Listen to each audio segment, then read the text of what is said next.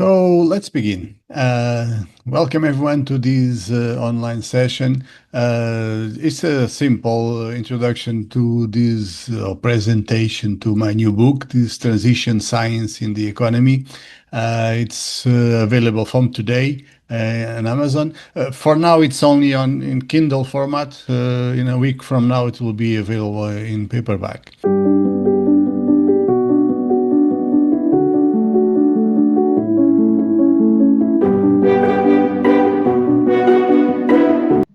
This episode of InnovEU, the EU Project Chronicles, is brought to you by my new book, Transition Science in the Economy.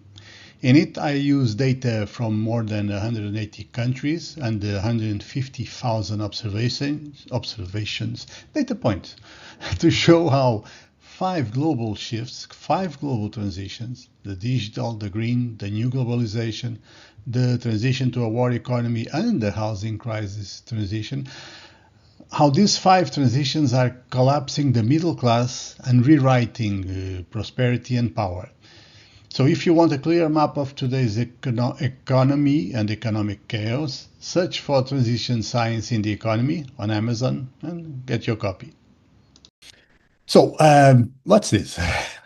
I'll start with this short presentation about the book, its contents, and then we'll end with a Q&A session. Okay, so why this book? Why now? What's this all about? You might have noticed we've been living in a decade with multiple crises, the climate emergency, the digital disruption, some geopolitical tensions you might have heard of, including wars in Europe. There was something called a pandemic, remember? Seems long ago. It was this decade. Housing becoming unaffordable. So during all this time, GDP keeps growing. So we can assume, well, the economy is doing well. Nevertheless, people don't feel that. People feel that their wages are stagnating and their costs are exploding. So this led me to believe traditional metrics fail to do their job, to capture what matters most, particularly to the middle class families, as I hope to demonstrate in this book. You ever if you ever took a long car journey, you heard this expression. That's the origin of it. Like every parent knows this, but I think it's also a good metaphor for economic development. I keep hearing the same frustration. We're moving, but are we actually getting closer to where we want to move? And where is that? Where are we moving to? Or is that really a better place, more prosper? So AWTY was born from recognizing there's a need for a better compass, one that measures not just speed, like GDP, but also direction. So that we can see if we are actually making progress towards a better future, sustainable prosperity. That's the origin of transition science. It's the idea here is to look at these things in a multi-vector thinking, not just one dimensional. We must track multiple transitions simultaneously so that we understand where the economy is really heading to. Uh, it's not about annual growth rates, it's about long-term structural shifts, so time and trajectory count, and also operationality also counts. Because theory without measurement is just philosophy. There's a room for philosophy, don't get me wrong, it's important. But in transition science, my idea is to provide concrete, data-driven metrics that can be used by everyone. So rather than asking, did the GDP grow this quarter? I try to ask, are we moving towards sustainable prosperity or are we creating new vulnerabilities? So the idea is to measure these five transitions I've been talking about. What are those five transitions?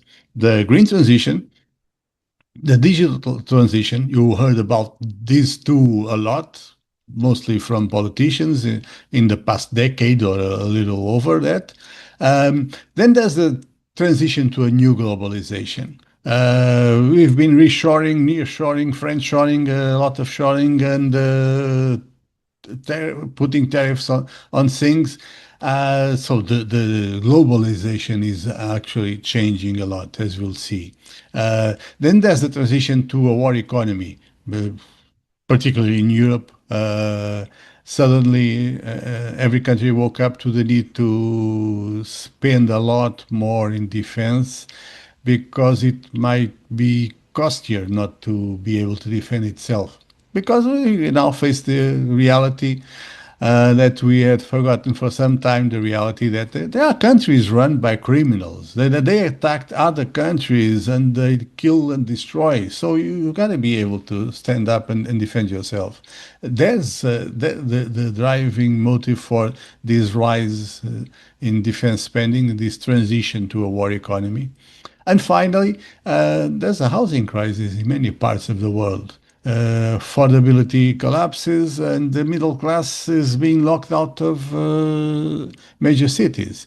That's another major transition going on,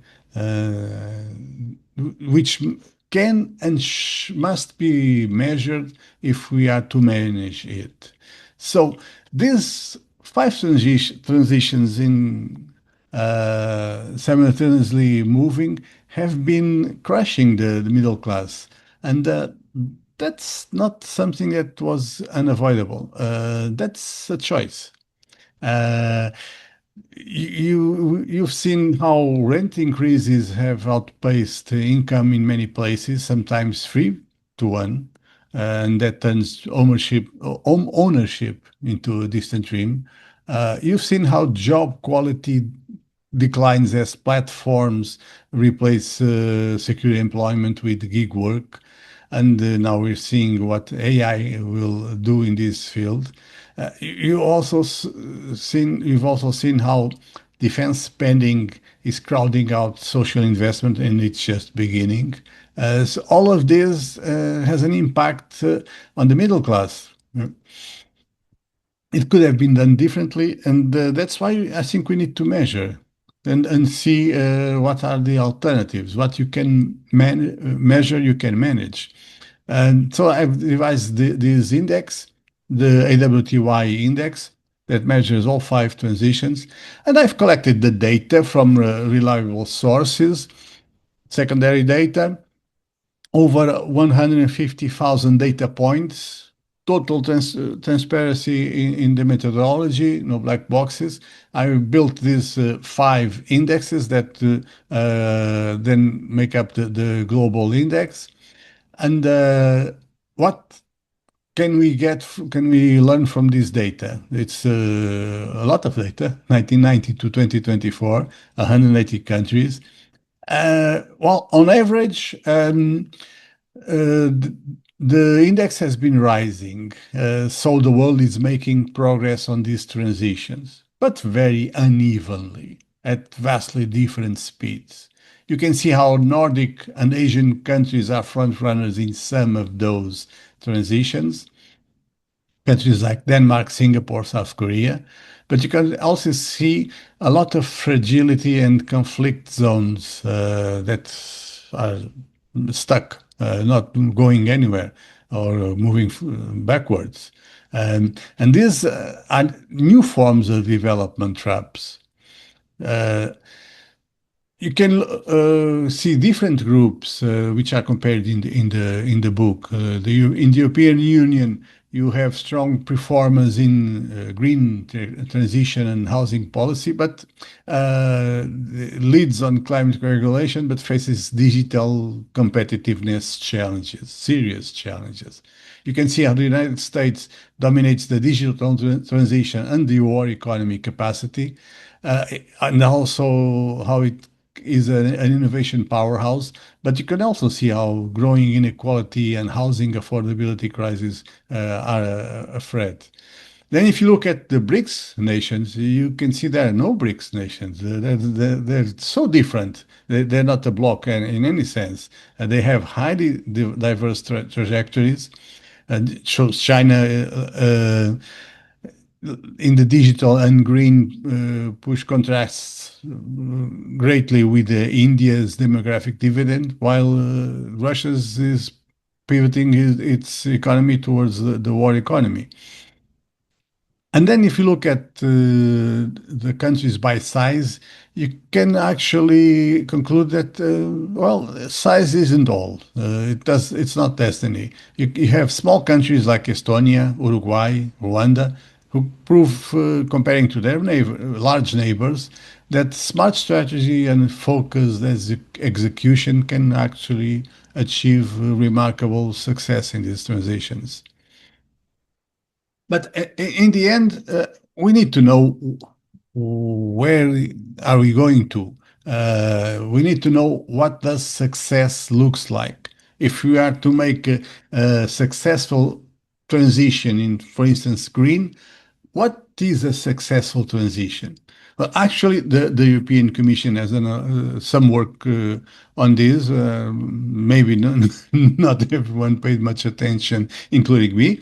Uh, but you can see criteria and metrics defined in some of these transitions, like the green transition, the digital also. So you can define this, and I try to make this in the book in the most as clear as possible. So a successful green transition would be something like decarbonization without sacrificing growth or employment, or a successful digital transition will be like innovation including people, not excluding them. But then it is translated in each of the five is translated into specific metrics, and from there the indicators are calculated, and we can measure how close are we to that successful transition. Okay, so why should we care? Uh, what's the relevance of the book? Well, in my view, for policymakers, this index can help them go from diagnosis to action. It's a practical tool, sorry, for designing solutions. Policymakers can use this framework to prioritize investments or design application funds or evaluate country risks and resilience, and mostly to avoid development traps before falling into them. So they can use this to measure how the economy is doing beyond GDP. For businesses and investors, I believe this is something they should care about, because it will help them understand what are the risks each country faces, what level of resilience they also face, and how can they survive geopolitical turbulence.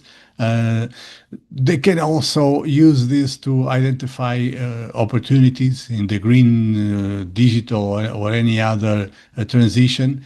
And this is kind of a manual for reading country risks through the lens of this structural change, not through the lens of quarterly earnings or yearly GDP numbers.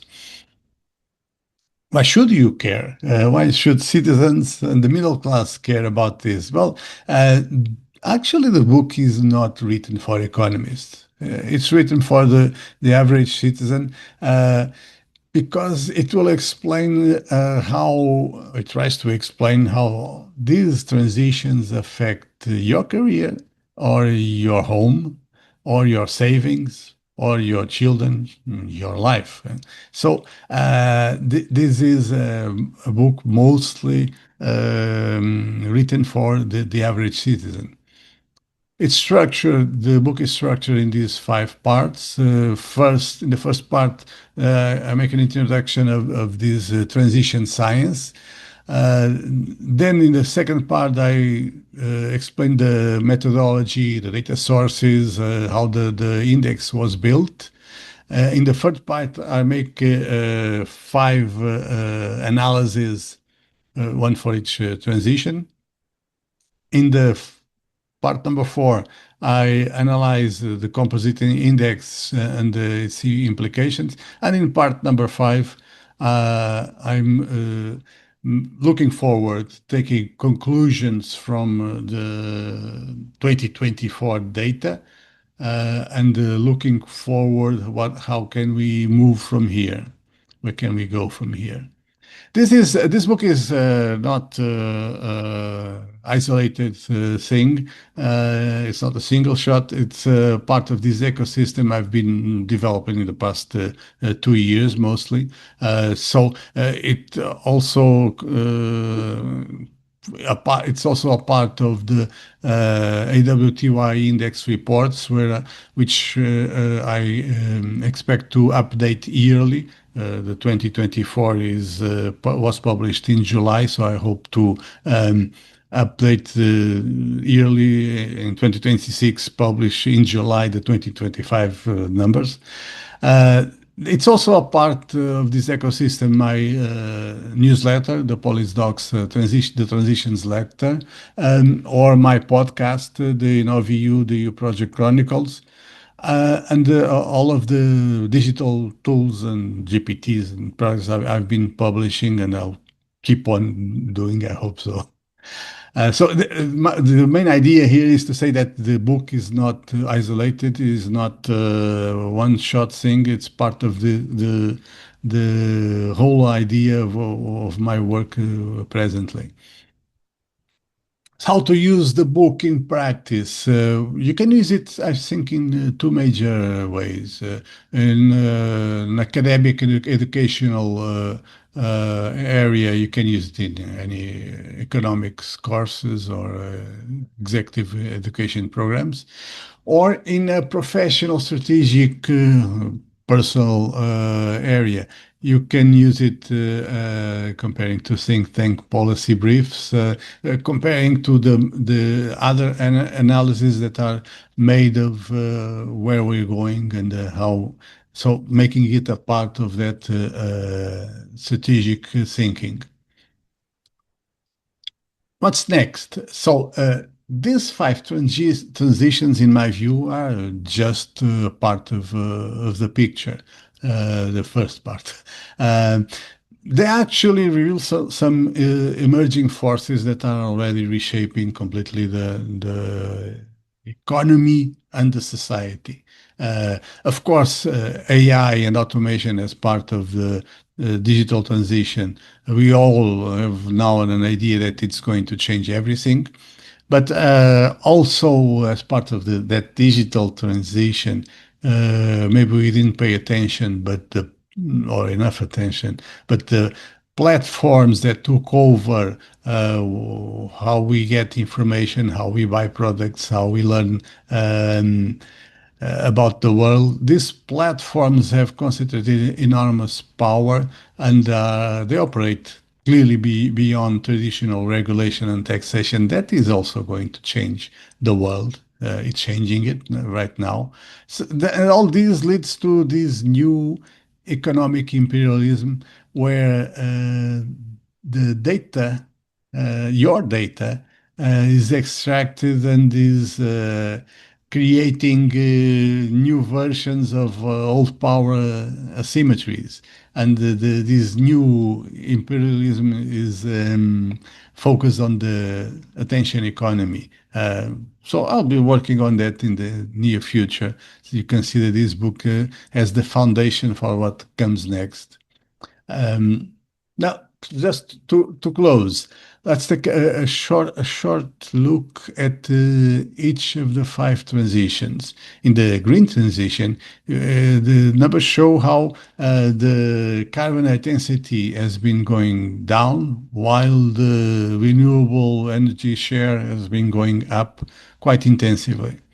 So progress is happening. The question is it fast enough?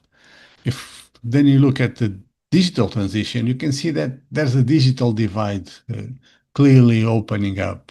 You have 3.2 billion digital users worldwide. That's 5.3 billion internet users in 2024. That's a huge part of mankind. But then you have almost half the jobs at risk from facing high automation probability in the next decade.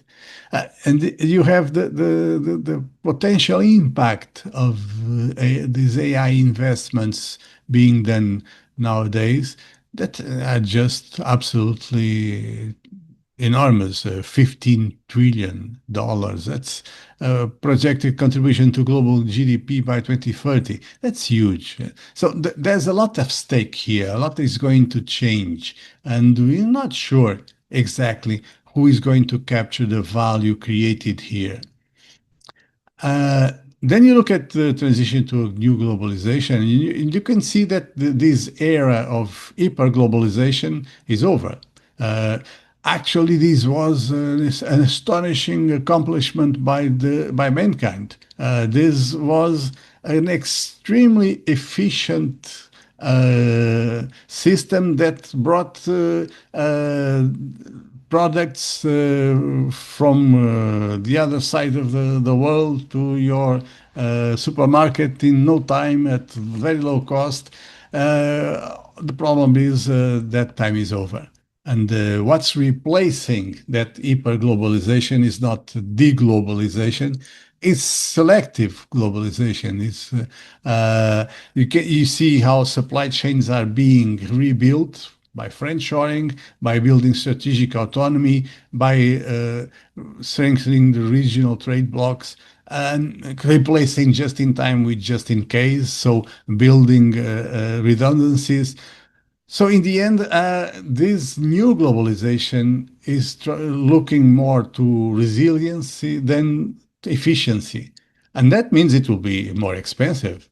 Guess who's paying for that? Yeah, exactly, the middle class. Um, Countries will have to adapt to this new reality, and not all of them are adapting at the same speed.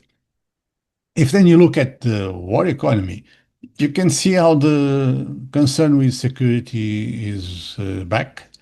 In 2 years, Europe increased its defense spending by 73%, because suddenly we realized maybe those guys are not reliable. Maybe they're not our friends. Maybe we can be invaded just like Ukraine. And then people started panicking and buying weapons again. This means that the average defense spending of the NATO countries is now over 2%, and it's increasing fast. And while all that happens in Europe, the United States maintains the major share of global defense expenditure. So it's the return of geopolitics to the center of policy making. And keep in mind, we're not talking just about weapons and ammunition. There's a lot of expenses, a lot of investment necessary to maintain a credible defense going on. So there's clearly a change in these economies, mostly in Europe. That's the transition to a war economy. Finally, if you look at housing, you can see how in many cities, including my own, as you can see, in many cities, the middle class is being locked out. In these cities, median households will need 10 to 20 years of income to buy a home. That's double what the same ratio in 1990. Okay, this is a choice. You gotta assume this is not an accident. This is not a market failure. This is a choice, and we gotta deal with it. We will see how we deal with it. All these five transitions can actually lead countries into new forms of development traps. You know, the idea of a development trap when a country succeeds in the early phases of development and then it plateaus. and it reaches a level from where it can't climb and starts losing resources, people mostly, who go abroad for better opportunities. This can happen with the green transition if high renewable investment happens without grid modernization. Blackouts can happen. I know that. We had one in Iberian Peninsula this spring, and it wasn't nice. This can happen also in the digital transition. If you advance very much in the adoption of new technology, but you don't reskill the workforce, you risk building widening inequality. While the society appears to have evolved, it will leave a lot of people behind. Also, in the security, you need to build your defense spending and your defense capability up to a point of deterrence, of convincing any possible madman that it's not good to invade you, because that will have consequences. But over that, more than that, investing more than that, it's just waste. There's absolutely no return on investment of the military investment made over that point of deterrence. Under that point of deterrence, you're also wasting money because you'll be invaded anyway. You risk being invaded anyway if you're not up to that point. So it should be easy, except we don't know exactly where that point is. So we tend to overinvest, and that will lead to extensive defense spending that will obviously crowd out social investment and will cause other instabilities. Finally, in the housing trap, in the housing transition, you can also fall into traps because if the financialization of real estate makes housing unaffordable, then you reduce labor mobility. If the middle class cannot live in your city, you won't have the resources to build new startups, to develop an ecosystem, because people won't be living there. If an extreme example, if in all of Lisbon is, let's say, liberated for tourism, if all of Lisbon is transformed into hotels, there won't be anyone living there. So you won't have a chance to build new startups, new companies. You won't have an ecosystem. That's just an extreme example, of course, but that's the kind of trap you can fall into in the housing transition. So all of these five transitions, if not managed, they can lead you to new development traps. That's why it's important to measure what matters. Okay, we keep measuring GDP, of course. For 75 years, GDP dominated economic thinking. It served us well. It's also important to say it served us well, but it's no longer enough. We need to complement it. And I believe the AWTY index provides that complement because it's a multidimensional view showing whether growth is sustainable, inclusive, resilient, fragile, extractive, etc. So, the famous phrase, what gets measured gets managed. Not necessarily, only if you want to. It's not enough to measure it, but if you measure it, you can manage it. So it's time we start measuring what actually matters for human flourishing, because that's the idea of the whole economic theory. The whole of economics, the body of all the research done, it's supposed to be used for that purpose, to develop humans, to help them flourish.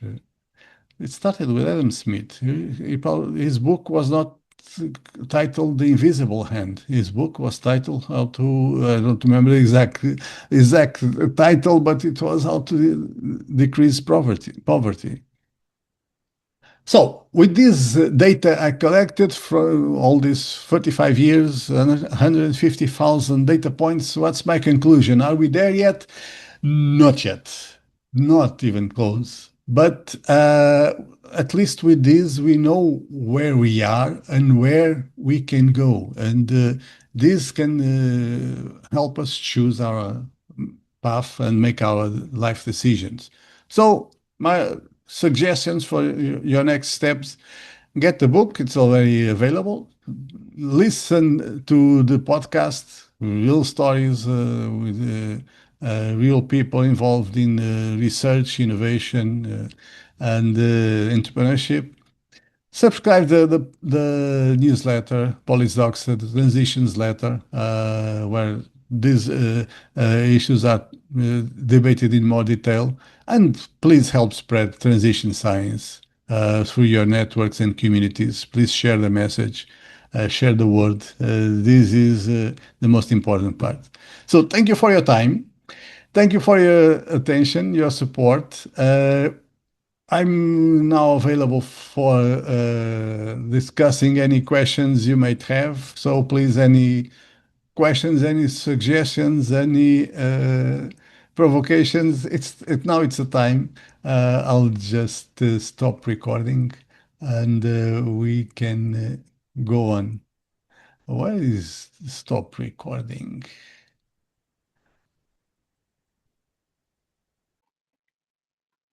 Credits, author and host Fernando C. Gaspar, music Hugo Gaspar, Lisbon, Portugal, 2024. Reach us by email or DM.